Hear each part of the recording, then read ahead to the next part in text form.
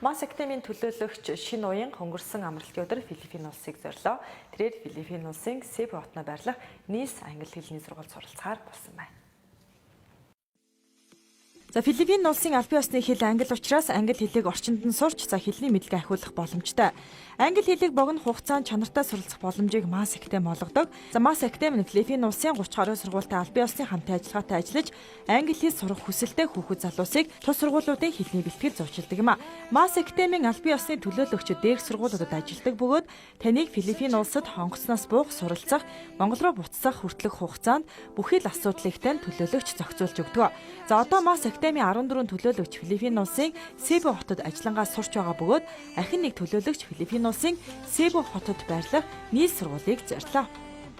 Хамгийн чухал юм нь бол яг орчинд нь байгаа болохоор хэлийг маш хурдан сурдаг л та. Би ч гэсэн яг солонгос хэлийг огт юу ч мэдэхгүй байж байгаа солонгос очиод маш хурдан сайжирсан. Яг тэр шигээ яг үр дүнтэй одоо зорьсон зорилгодоо хүрээд мэдээж англи хэлний IELTS TOEFL маш дээд өндөр оноог нь авахыг л зорж байгаа. Тэгээд бусдтайгаа одоо нөгөө ажиллангаа, суралцангаа, аялангаа гэсэн чинь 3 хөтөлбөрөөр явж байгаа болохоор бусад газруудаас илүү онцлог л гэж бодож байна.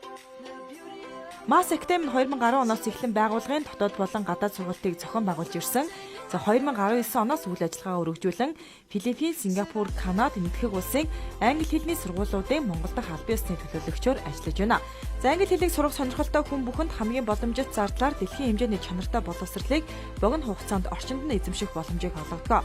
Залуу улсын англи хэлний сургуулиудад тус академийн төлөөлөгчид суралцдаг бөгөөд суралцахаар очсон хүн бүрийг онгоцны буудлаас тасаавч суралцах хугацаанд бүхий л заавар зөвлөгөөг тогтмол өгч дэмжин ажилладаг байна.